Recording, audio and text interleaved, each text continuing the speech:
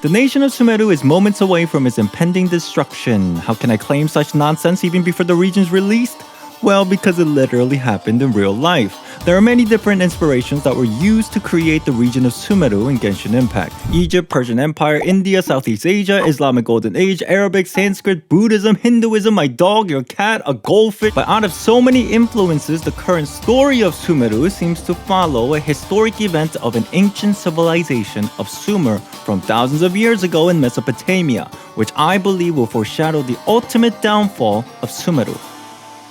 To fully understand why this is not a joke, let's dissect how Sumeru is a direct representation of the civilization of Sumer. History has no idea where the Sumerians came from, but the reason why they decided to settle in this area was because of the Tigris and Euphrates River. As rain fell on the mountaintops of Armenia to the north, the water would flow into the rivers, making their way through the barren lands. As a result, Mesopotamia was filled with particles from the mountain called substance silt, which is very interesting because they are also known as rock flowers. Rock possibly referring to the mountainscapes of Liwa to the north, and flour being used as a remedy for land's erosion. As for what the connections are, I'm sure we'll find out when Sumeru releases, but what's interesting is that these silts or rock flowers allow better circulation of air within the soil, which is extremely beneficial for plants to grow, and a blessing for agriculture, giving the Sumerians a chance to thrive under the harsh condition. Now, you may remember something very similar inside the game. Vahid and Inazuma suggest we purchase a substance called the Anahitian Blessing, which grants vitality to even the most barren lands, which are often used by many farmers. The connections continue on. Over the course of 6,000 years, the Sumerians formed their first educational schools, invents various tools, and the base 60 numbering system that we use today for time to figure out when the resins will be capped, and all these technological advancements and the thirst for intellect were made possible because of the rock flower within the soils of Mesopotamia. Obviously, this is symbolized in the game as academia of Sumeru that is under the overseeing eyes of Kusanali. There are so many more correlations that we can notice if we dig deeper, but that would literally take me several hours to explain. But in my personal opinion, it becomes quite clear that Sumer and Sumeru are connected without a shadow of a doubt. And if this is true, then Sumeru will be completely destroyed, because history tells us that this paradise that Sumerians once knew ultimately meets its end, falling victim to the cycle of life. Unironically, the beginning of the end for Sumer was signaled by a falling star in 2213 BC. Soon after, for reasons unknown, the ice caps of the North Atlantic goes through severe changes, affecting the climates of the entire world over hundreds of years. And because of this, the rainfalls on the mountaintops of Armenia becomes less frequent.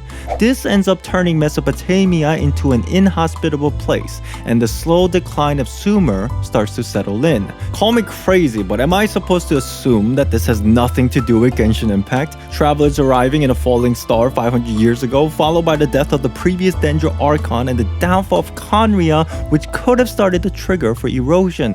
Maybe I'm crazy, but if the mountaintops of Armenia is in fact a reference to Liwei's mountainscapes, then things get even weirder if we dig a little deeper. Inside the Tewa travel guide, Alice questions why the mountains of Juyun Kars looks as if all the water's been drained out, adding that maybe these mountainscapes were once submerged underwater, and of course, Zhongli replies with his laughter and silence. But since Alice is likely over 500 years old, maybe the process of erosion already began after the conclusion of the Archon War rather than the Cataclysm 500 years ago.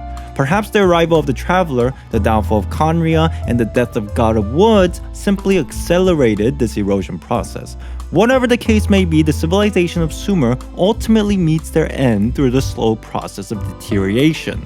The internal struggle for power, the continuation of inhospitality, and the invasion of nomadic tribes eventually causing their downfall.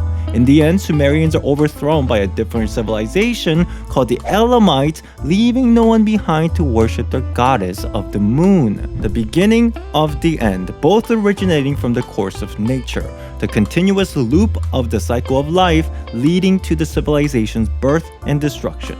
Kale having some kind of premonition about a burning sacred tree maybe also feels very suspicious, but since it's a fictional world, maybe the traveler will arrive to save the day once again. Or maybe the story will flip on its head since we're near the midpoint of the game.